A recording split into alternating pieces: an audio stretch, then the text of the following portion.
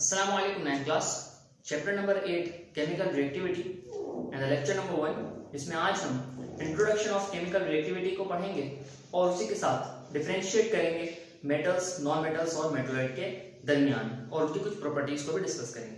ठीक है, so start करते हैं केमिकल रिएक्टिविटी की डेफिनेशन से कि द प्रॉपर्टी ऑफ सब्सटेंस, किसी भी सब्सटेंस की ये प्रॉपर्टी कि टू अंडरगो, कि वो अंडरगो हो सके, वो कर सके केमिकल रिएक्शन कीमियाई तामुल कर सके विद एनी मटेरियल, किसी मटेरियल के साथ। किसी भी सब्सटेंस की ये काबिलियत कि वो किसी भी केमिकल रिएक्शन में अपना हिस्सा जो है वो डाल सके, इसे हम केमिकल रिएक्टिविटी कहते हैं। अब यहाँ पर लफ्ज मटेरियल इस्तेमाल किया गया है, यहाँ पर आप एटम भी कह सकते हैं, सब्सटेंस की जगह भी एटम कह सकते हैं, ठीक है, और मॉलिक्यूल का लफ्ज भी इस्तेमाल कर सकते हैं कि वो काबिलियत एटम्स की, वो काबिलियत एलिमेंट्स की, वो काबिलियत मॉलिक्यूल्स की कि वो आपस में केमिकल रिएक्शन कर सकें और किसी प्रोडक्ट को जो है वो बना सकें अपनी केमिकल रिएक्टिविटी के हिसाब से।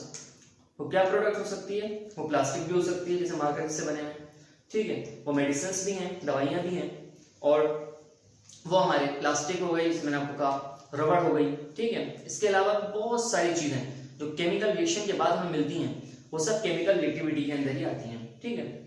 सो रिएक्टिविटी ऑफ मेटल्स, सबसे पहले रिएक्टिविटी ऑफ मेटल्स के मेटल्स की रिएक्टिविटी को किस तरह से देखा जाएगा।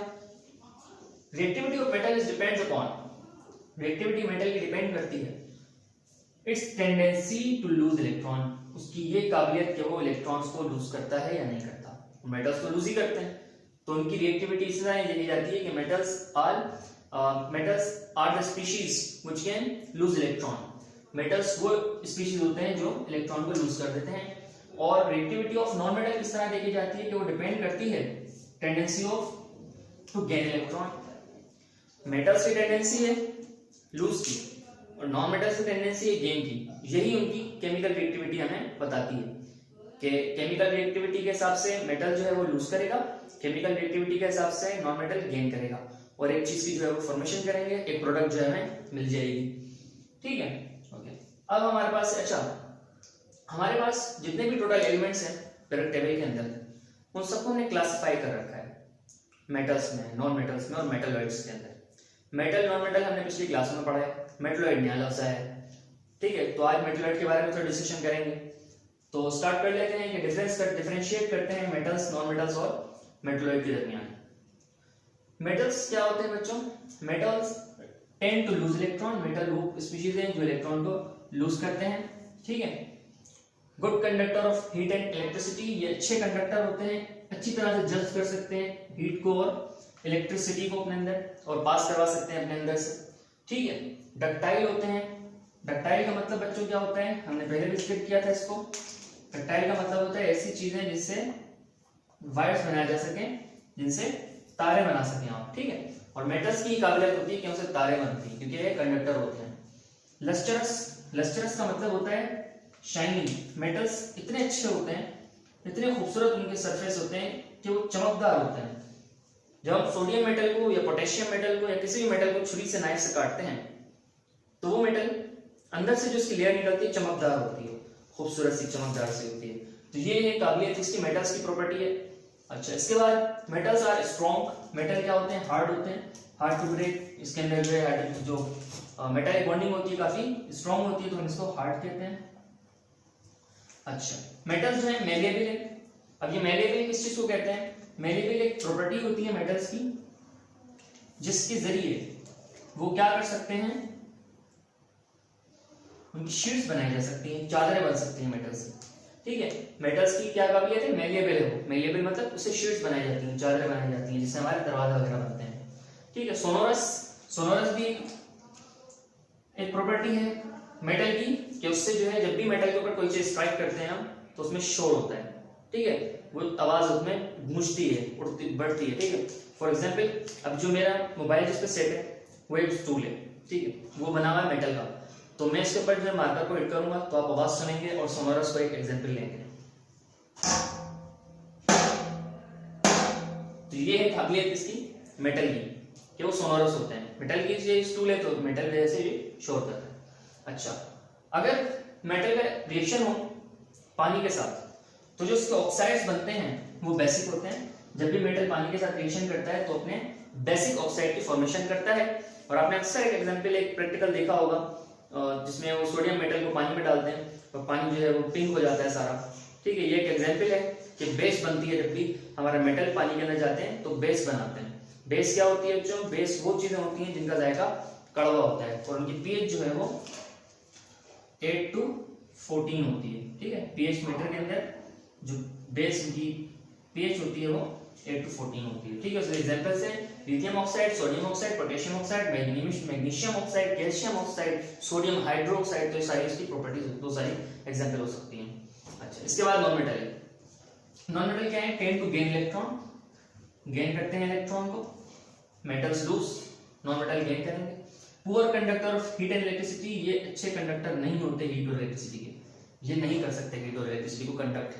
पुअर है, कर लेंगे लेकिन इतना नहीं कर पाएंगे या कर ही नहीं पाएंगे सिरे से। ठीक है, नॉन डक्टाइल या नॉन डक्टाइल, ये डक्टाइल नहीं होते, इनसे वायर्स नहीं बनती, गैस से या लिक्विड से वायर तो नहीं बना सकते हम।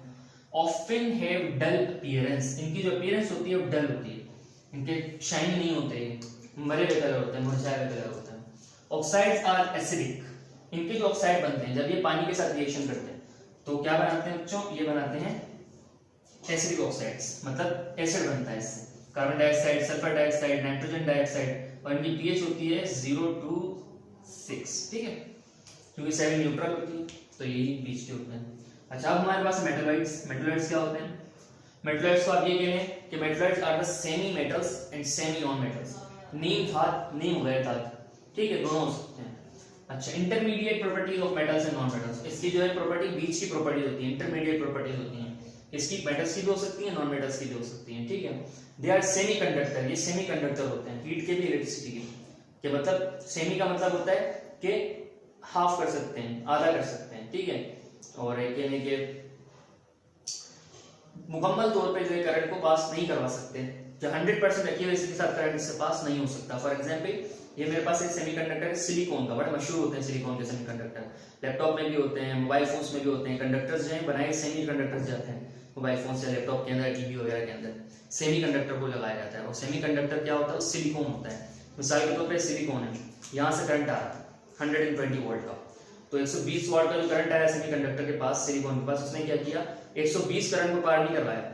अगर मेटल होता तो 120 को ही आगे पहुंचा था, लेकिन सेमीकंडक्टर ने क्या किया? 120 को पार नहीं करवाया, बल्कि उसने 80 को जो है वो आगे पहुंचाया।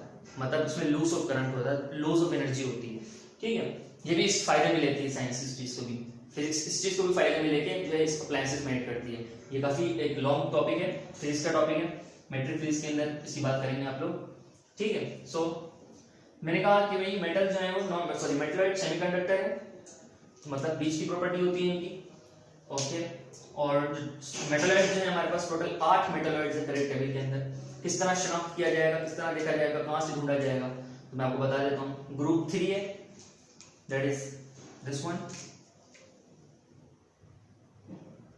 4 है, 5 है, 6 है एंड 7। ठीक है, अब इन एलिमेंट्स के अंदर 8 मिटा देता हूं, 8 का काम नहीं है। ठीक है, अभी कौन से ग्रुप आ गए? 3 है, 4 है, 5 है, 6 है एंड 7 है। इन 5 ग्रुप्स के अंदर आपको मेटलॉइड मिल सकते हैं। कहां मिलते हैं दिखा देता हूं आपको। क्या करना है आपने? बोरोन से एक लाइन खींचनी है और उसके अंदर सिलिकॉन को, आर्सेनिक को, टेलेरियम को और एस्टेटीन को जो है वो खींचना है, अंदर लेना है उस लाइन के। ठीक है, डायगोनल लाइन लेनी है आपने बोरोन से, और SI, AS, PE और AT को जो है अपने कंट्रोल में लेना है। अब ये कितने एलिमेंट्स हो गए? 5 एलिमेंट्स हो गए। ये पांचों क्या हैं? ये पांचों जो है वो मेटलॉइड्स हैं, मतलब semi metals, semi non metals हैं। इसी के नीचे एक और लाइन है हमारे पास, जिसे इसी के साथ डायगोनल लाइन के हिसाब से जाना है। ठीक है, ये भी डायगोनल खींचिए ना, इसी के नीचे डायगोनल लाइन होगी। एल्युमिनियम को छोड़ के और TS को छोड़ के जर्मेनियम, एंटीमोनी और पोलोनियम, इन तीनों को लेना है। 5 और 3 8। अब ये 8वां एलिमेंट कौन से है? ये 8वां एलिमेंट मेटलॉइड्स है।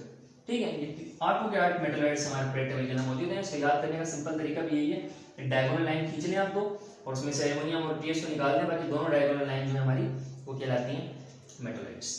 अच्छा, ऑक्साइड अगर बनेंगे इसके पानी से रिएक्शन होगा तो क्या होंगे? एसिडिक भी हो सकते हैं, एम्फोटेरिक भी हो सकते हैं। मतलब एसिडिक तो आपको पता है तेजाबी, एम्फोटेरिक का मतलब होता है बोथ, वो सिर्फ आपके तेजाबी भी हो सकते हैं और असासी भी हो सकते हैं, मतलब एसिडिक भी हो सकते हैं और बेसिक भी हो सकते हैं, ठीक है। सिलिकॉन डाइऑक्साइड इसकी बड़ी एक अहम एग्जांपल होती है। अच्छा, ये हो गया हमारे पास मेटालाइट्स, नॉन मेटल्स और मेटल, ठीक है। अब थोड़ी सी बात करते हैं डू यू नो की, जो बुक में भी काफी इंपॉर्टेंट चीज है। वो ना ही सिर्फ हमारे एमसीक्यूज के लिए 9th क्लास के, बल्कि हर किसी के एमसीक्यूज के लिए आ सकती है, चाहे वो कोई भी टेस्ट हो, गवर्नमेंट की किसी जॉब का टेस्ट हो या फिर कोई आम टेस्ट हो। तो क्या आ सकता है बच्चों, सवाल ये आता है कि एयर के अंदर सबसे ज्यादा पाया जाने वाला एलिमेंट कौन से हैं। एयर में ये लिखा है मैंने, दैट इज एयर। कौन कौन से हैं बच्चों, नाइट्रोजन, ऑक्सीजन एंड आर्गन। ये 3 एलिमेंट्स बहुत ज्यादा पाए जाते हैं हमारे अर्थ के अंदर, सॉरी एयर के अंदर, हवा के अंदर। अब एक सवाल आ सकता है पेपर के अंदर कि नाइट्रोजन क्यों अहम है हमारे जिंदगी के लिए, हमारी हयात के लिए। तो नाइट्रोजन इसलिए अहम है क्योंकि नाइट्रोजन के अंदर काबिलियत है कि अगर आग जो है वो बढ़ जाए, जिसे हम तीली जलाते हैं ना, माचिस जलाते हैं, तो ऑक्सीजन की ये काबिलियत है कि ऑक्सीजन आग को बढ़ाती है, फूंकते हैं तो आग बढ़ती है, ठीक है। तो ऑक्सीजन की कमी अल्लाह ताला ने जो है ऑक्सीजन की परसेंटेज को कम रखा और नाइट्रोजन की परसेंटेज को ज्यादा रखा। क्यों नाइट्रोजन की परसेंटेज ज्यादा है, क्योंकि जब भी हम चूल्हा जलाते हैं तो ऑक्सीजन अगर ज्यादा होती है ना, तो ऑक्सीजन पूरे घर को जला देती है इस चूल्हे की मदद से। लेकिन नाइट्रोजन ज्यादा है तो नाइट्रोजन उसको बाउंड करके रखती है, चूल्हे के अंदर हद नहीं रखती है आपको, वो बाहर नहीं निकलती। तो नाइट्रोजन का एक काबिलियत है, खासियत है। अच्छा, अर्थ के अंदर जो है हमारे अर्थ क्रस्ट के अंदर, अर्थ क्रस्ट को मतलब आप समझ लें पहले। अर्थ क्रस्ट का मतलब होता है कराई अर्थ पे, जमीन की सतह के ऊपर, नीचे नहीं ऊपर, जमीन की सतह के ऊपर सबसे ज्यादा पाए जाने वाले 3 एलिमेंट्स कौन से हैं बच्चों, ऑक्सीजन, सिलिकॉन एंड एल्युमिनियम, ठीक है।